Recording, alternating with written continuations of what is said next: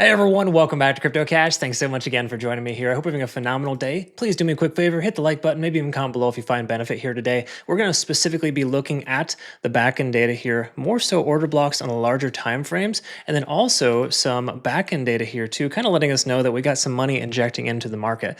What does that mean for us? Is there sustainability there? A handful of other things we need to look at as well. So be sure to stick around. We got a good one today. Let's take a look. All right, folks, take a quick look here at the backend data. Go ahead and starting off with the order blocks and just kind of recognizing some areas of interest below the price. We got 88,000, 88.5 are like kind of the two larger areas of allocation, and 93,000, 94,000 above. So it kind of just lets us know that we hit one of those two areas. We're going to get some pretty big fill orders and the price will probably just turn itself around as far as buying or selling at those ranges. So just keep that in mind. As far as the overall market right now, we are seeing the price action increase, but also it's low volume still for a weekend. So we need to recognize that yesterday, actually still a little bit more so today, depending on how you kind of look at the last 24 hours, we've seen the most amount of money flowing into altcoins, specifically meme coins too. I mean, look at some of these large gainers here, like, some of the main meme coins that I like to cover were up 10 to 20%. So it's a pretty awesome thing here to be able to see that. But now, is that sustainable? The question here is this sustainable? Well, one day of volume isn't going to tell us too much, unfortunately. But good news is from the big picture here, we can see altcoin dominance kind of broke free from its lower range here, essentially giving us a good indication that further upside is a little bit more likely. Now, can we still pull back? Absolutely. But just know that's a good thing here, especially with Bitcoin price going up.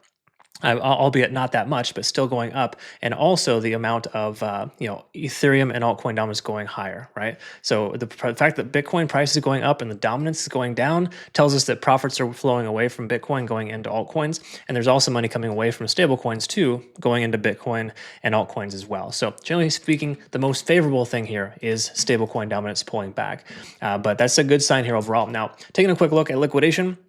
Just to quickly note here, last 24 hours, we do see 89K for the lower range, 91K for the upper range. We're right at 90,000. It's a normal range here for a weekend. Nothing surprising there.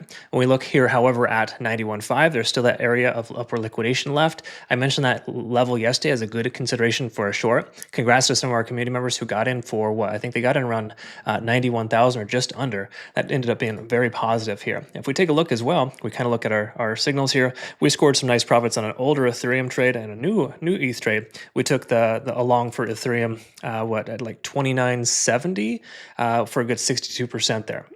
So good news is we were able to catch some good profit there, but we didn't get too crazy and take a lot of trades, right? So right now, with the market the way it is, all these weird transitions, it's important to kind of just pick your battles and make sure you're not over leveraging. Okay. All that being said, though, there's still a ton of liquidation to the downside. So keep in mind, we could very well see that lower area, that CME gap getting filled. And we'll talk about that here in a minute. But just to clarify, 91,000 is the biggest chunk of liquidation above the price, and below is roughly 86.5. So those are kind of the two outliers there. Now, jumping over to CME futures here, just kind of giving you a perspective of some gaps that may get filled here. For Bitcoin, 88,100 to 88,800 is that lower area of essentially a big gap here that occurred over the holiday, right? So when the markets closed on Wednesday, reopened on Thursday, we saw that gap here essentially that has yet to be filled. It tried, but it hasn't yet. There's also CME gaps currently being formed right now too, because we did close at 90.5K basically yesterday, right, on Friday. So when we reopen on Sunday, just say the price is down below here, somewhere in the lower 88K range, then that would be a good consideration for a long to see that refilled. Okay, so it's still very premature, of course. None of this has officially happened, but for right now, there are some sizable gaps here for Bitcoin, Ethereum, and Solana. So that leads me to believe that it may be not the smartest call to short just yet, but also I think we're more likely to see those initial CME gaps filled before these newer ones get filled as well.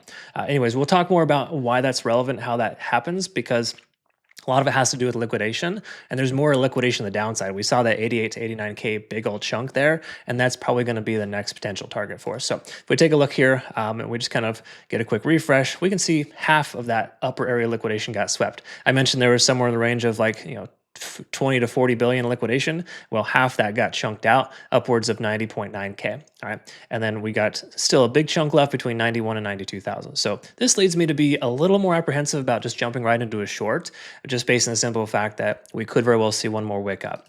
It really depends on what kind of short position you're planning to take. Obviously, with low leverage, you have a little bit more sustainability. You could average in, but for right now, high leverage is possibly a bad idea right here at this level. All that being said, 91,000 is kind of reaffirming itself as that resistance slash liquidation next target zone. There's a big chunk of liquidation here on the last 3 days at about 89,000. So kind of just some food for thought there. But the simple way to understand it here is that when we look at open interest, we can recognize that that hasn't changed too much. We're right here at 90,000 for that heavy amount of support or resistance. So if we're trending right there at that level, we need to know if it's going to work as a support or resistance for us. Well, historically, we've noticed that 90,000 has been a strong resistance for us. So we'll double check to see if this may break here. But the more likelihood of the price is more likely to go higher overall, based on the simple fact that we're retesting this level multiple times, and now we're consolidating here instead of just rejecting here, right?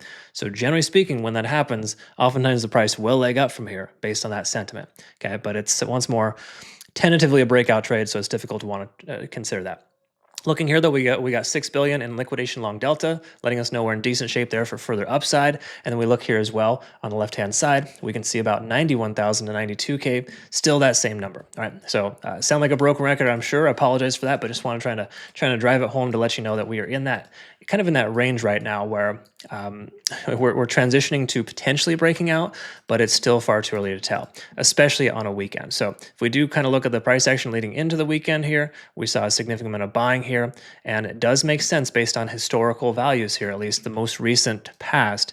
We are seeing this jagged behavior, so it's safe to presume that that CME gap will get filled below the price and will pull back soon. But you also want to be mindful that there's a good chance we do see a quick wick up here to destroy the late shorts at 91.5 and then pull right back down again. Okay, so I think one of two scenarios will happen, and that's just generally trading, right? Either it goes up or down. But the concept here is that we're either going to go down to fill that CME gap and potentially bounce off 88,000, or we see the price action progress a little bit higher this weekend, squeeze out those late shorts, and essentially see the price action get hit for this upper area of liquidation. Okay, and that's actually identified right here. So there's a good chance that this guy right here between 91 and 92K could be the next target. So just be mindful of that if you're taking a trade, and recognize that you could get stopped out if you try to take a short right now. But it is statistically slightly more favorable of a consideration just based on how manipulated the market is and how consistent this range has been holding as a resistance.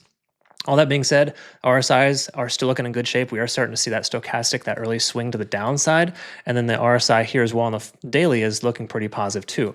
But the truth is we still have yet to close above 90,000. So if you see here, that's this little red, this yellow line here essentially is 90,000. The daily candles closed at 89.9 yesterday. All right, so we still have yet to close above that. So still very early here in this potential breakout or shift in momentum. Okay, so macro is still moderately bearish. 4-hour time frame, certainly on the bullish side, but it's overextended and also a pretty significant area of consideration for retracement, just based on all the back-end data we've looked at here as well. So I'm still leaning more towards a short-term correction, potentially this weekend / early next week, and then a leg up from there.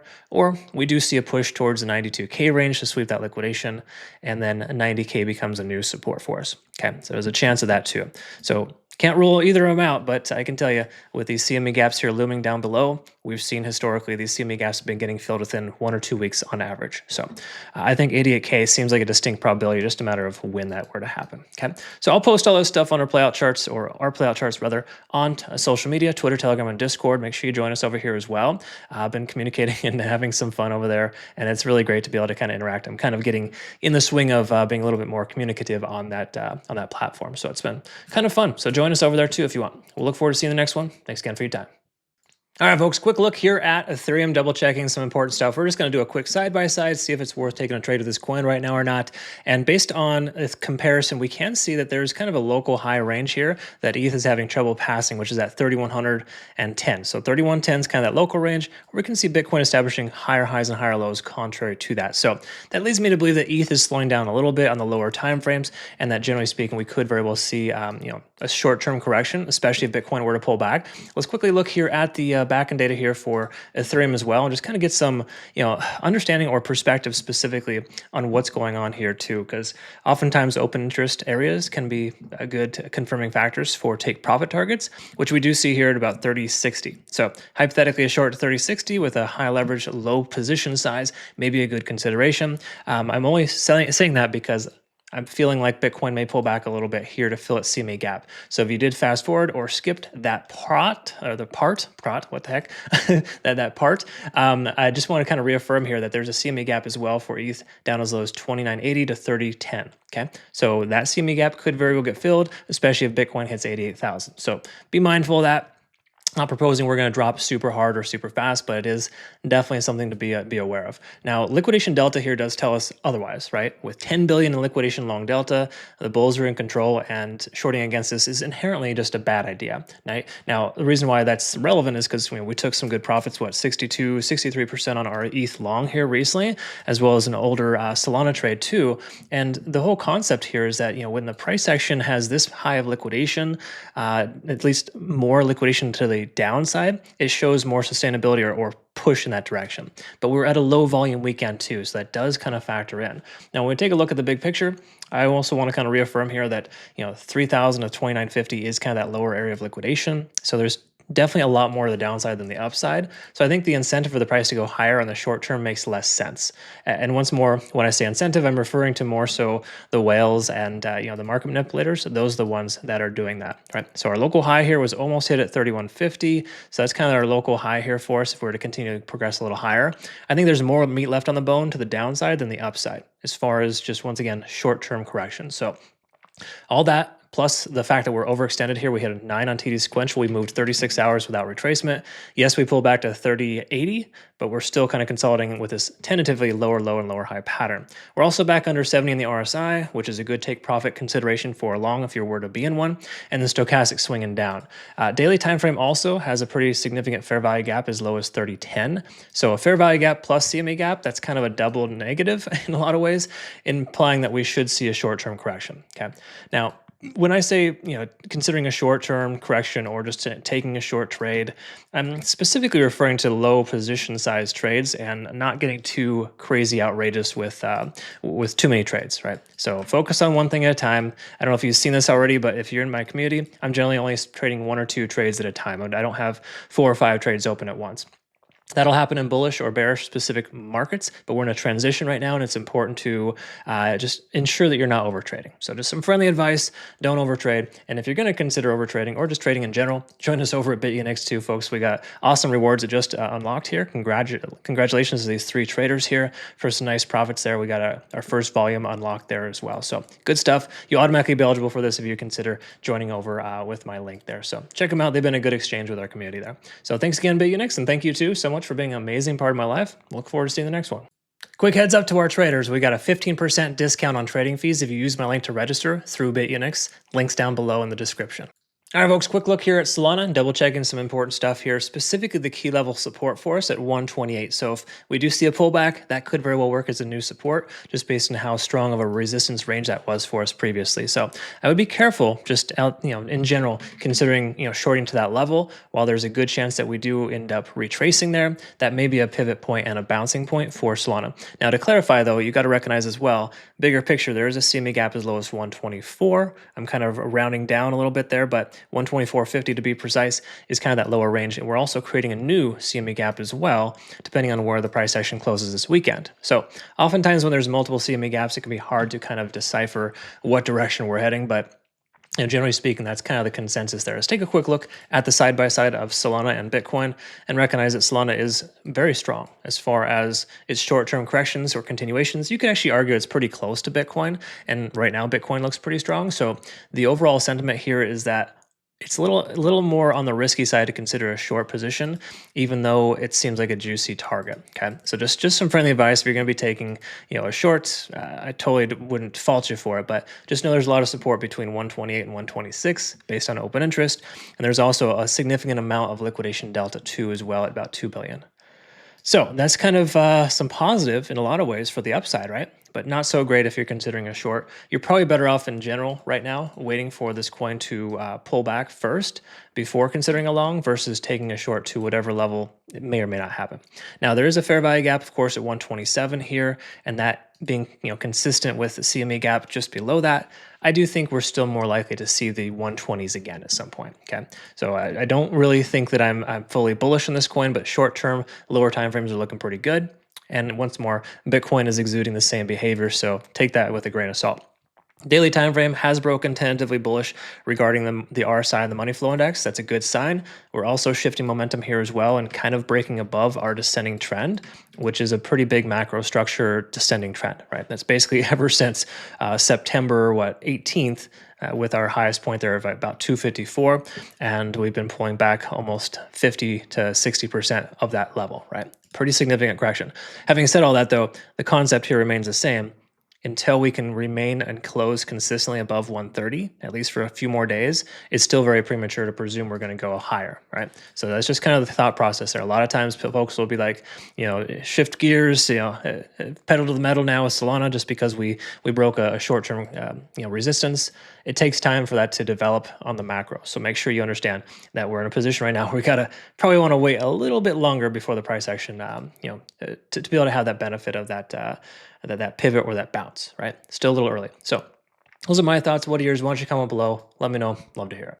Friendly reminder to our traders, we got a 15% trading discount using my link below to register for Bitunix. You'll also automatically be eligible for future trading competitions through this exchange. It's an excellent exchange. There is no KYC required. Be sure to use my link down below to register. All right, folks, quick look here at SUI. SUI's actually looking quite strong. Definitely broke strongly through its local resistance here. Once more, we had that resistance range about 148 to 150. I mentioned previously, a closure above 150 would incentivize the price to go higher. Now, it's not the reason why it's going up right now. It's just simply put, a lot of money's flowing into this coin. This is one of those coins that I tell you consistently to be careful trading just because it's so volatile. All right. Now, generally speaking, right now in the lower time frames, it's performing very similar to Bitcoin. It's aligned itself in the last 8 to 12 hours. Okay, so it does lead me to believe that Bitcoin pulls back. We'll probably see a correction from SUI, but it's still more likely to go higher. Now, we're going to look at some important data on the back end here because there's a lot of liquidation I recall being to the upside, and there's still actually a pretty big chunk left upwards of about 170 to 180. But if we look at the open interest range, 145 to 150, if we do see that again, that's a solid consideration for a long because that's that previous consolidation range, that resistance range that hasn't been tested as a support yet. So is there a guarantee we're going to see that level? No, but the odds are slightly higher. Now, inherently, most traders are going to want to try to short to that level just because it's an easy thing to want to do with something's being overextended. And I get that. But you may want to try to consider fighting that urge because this coin is very strong to the upside in most cases, while it could still pull back. It's not something you want to try to short against. Mainly why is because this liquidation delta is super high. Most coins shot straight up and are plateauing, while SUI is slowly gaining more momentum. That leads me to believe that it's inherently more risky to consider shorting, right? So just some friendly advice, be careful shorting this coin just at this exact moment, because it's there's still more meat left on the bone as a better way to describe it. We can see 170 to 180s, that pretty solid amount of liquidation to the upside. So with heavy volume inflow and extremely high or a large amount of liquidation still left above, I think there's a good chance this coin could continue to run a bit further. It's one of the best performing coins here so far today outside of meme coins too, so that's a good sign. All that being said, looking at the actual chart, there's no doubt it's overextended. There is fair value below the price too, between 154 and 159. So these areas are definitely targeted by the whales. So short-term correction 155 seems probable, right?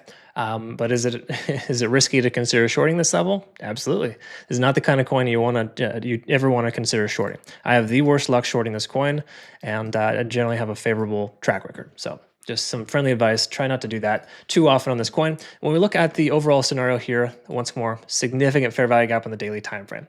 So do I think we're going to see 150? Just kind of reaffirm.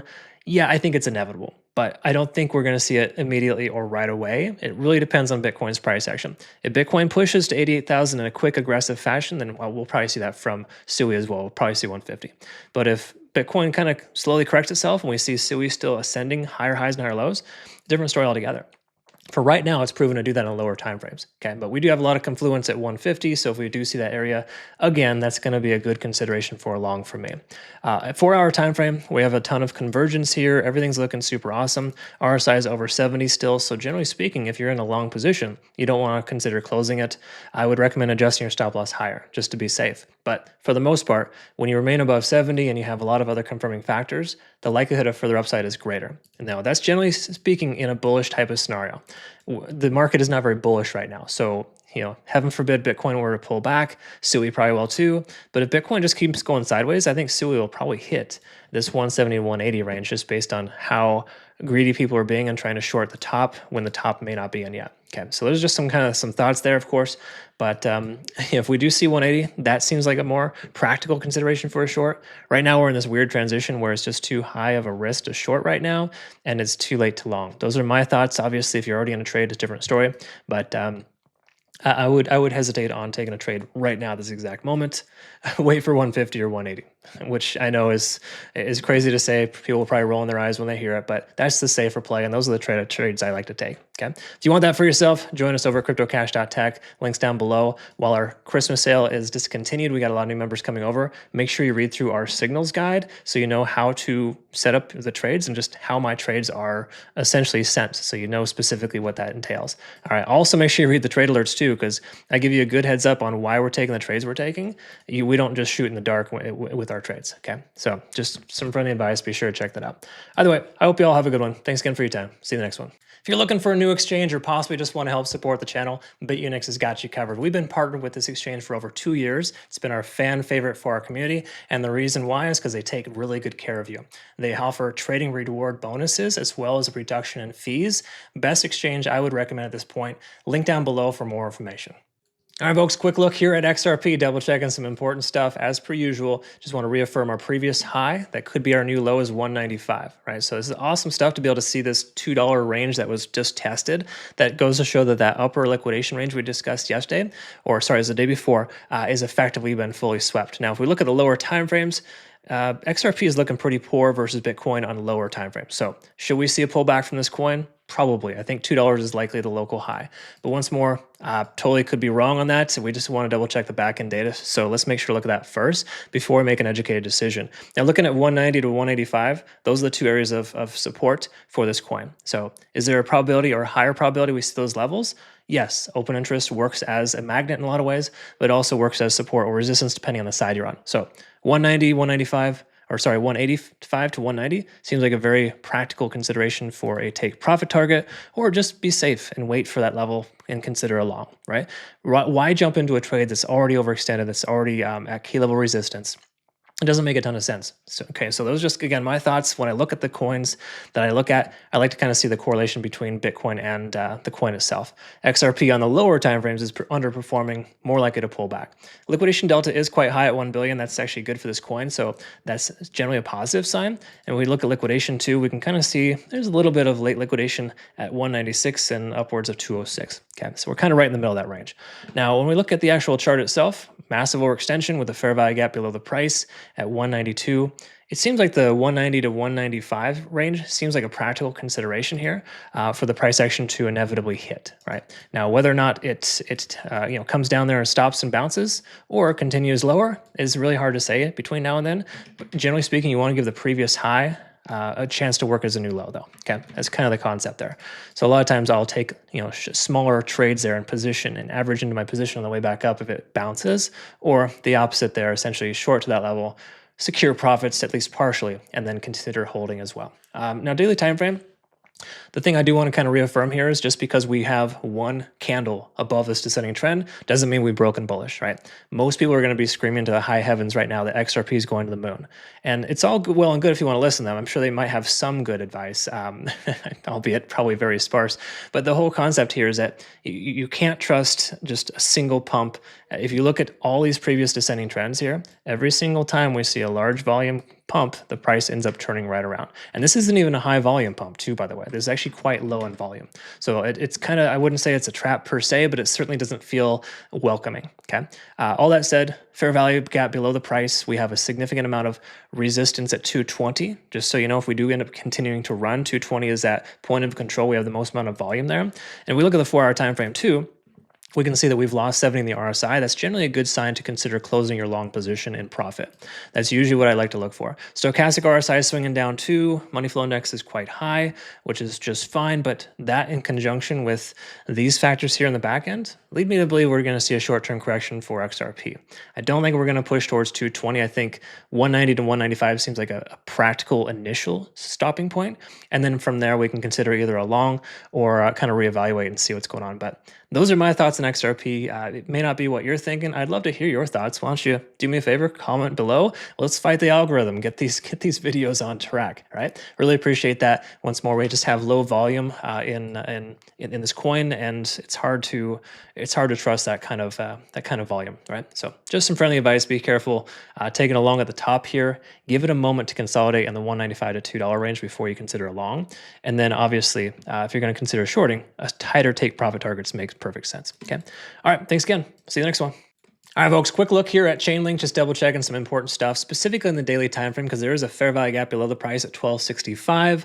We hit this 0.5 fib level, more so specifically the previous high that worked as a new low at about 1350. So 1350 has notoriously been an area of resistance for this coin. As I continue to evaluate, that just seems to be like that common denominator, or in this case, the numerator, right? So let's go ahead and double check some important stuff here and just kind of see what the back end tells us first. And then we'll just do a quick side-by-side comparison with Bitcoin to see if there's any outlier behavior with this coin versus Bitcoin. So just looking at the back end data here, we can see a good amount of support at about $13, $12.95. Secondary to that, about $12.50. So just kind of mentally remember, those are two areas of support or confluence for this coin. Liquidation delta is appearing about the same as most coins right now, kind of overextended, but also quite bullish. We can also see liquidation at 1350 to 1370 still remains. So only about a third or a quarter of that was swept. And we look at the side-by-side here too with Chainlink, we can see higher highs and higher lows consistent with Bitcoin, leading me to believe that we're probably more likely to go higher than lower, or at least Bitcoin goes up, Chainlink will too, okay, as far as short-term correlation. So what does that mean for us in the macro? Well, if we kind of zoom out and we look here, we can kind of see that we're still range-bound effectively in this $14.60 to $12 range. So you could even round down to say $12 to $15 is that rough estimate of a range. Ever since we broke into this range at November 13th, it's about a month and a half ago, almost 2 months ago, we're in a position right now where until that range breaks, we got to presume we're going to be stuck in that range. Right now, there's key levels in that range, of course, but we cannot be bullish until we see 15 plus, right? That's the concept. Until you break above your local high and you change that momentum, there's no reason to get too excited about, a good green day every once in a while, okay? So just, again, friendly advice when you're looking at trends. The way to identify a trend reversal is to break above the descending trend and then to establish higher highs and higher lows consistently. That's when you know you're back on track. We're still range bound. This is step number 2 out of 3. Okay. Looking at the overall circumstance, these are some positive signs, being over 50 in the RSI, but we have seen bearish divergences as well occur when this happens. It's why range bound activity needs to be traded as such until it's different, right? So until we break free from this range that we're in, we got to presume it's going to continue. That's kind of the concept there. Looking at our RSI, we're under 50 in the RSI, under 70, above 50, generally favorable, but also showing a divergence there with stochastic. And that combined with our moving averages being below the price does incentivize the price to go higher, okay? So certainly not in a position right now where I'm like extremely bearish whatsoever. And now, do I think we're going to see a slight correction for Bitcoin, maybe to 88,000 to fill its CMA gap? Yeah, that's a distinct probability, right? They're 88.1 to 88.8. There's a pretty big gap there from the holidays specifically. So if that were to happen, then this fair value gap at 1265 to 1280 should be filled as well. So I would just be a little apprehensive about taking a late long here on a weekend when it's low volume after a big pump already on a Friday. It doesn't instill a lot of trust, at least for me. What instills trust for you in a coin? Why don't you trade? Or sorry, tell me what you're trading. Comment below. Love to hear it. I want to say thank you again from the bottom of my heart for watching all the way through the video and just being an amazing part of my life. Don't forget to like, follow, subscribe, enable alerts. We'll see you in the next one. Take care.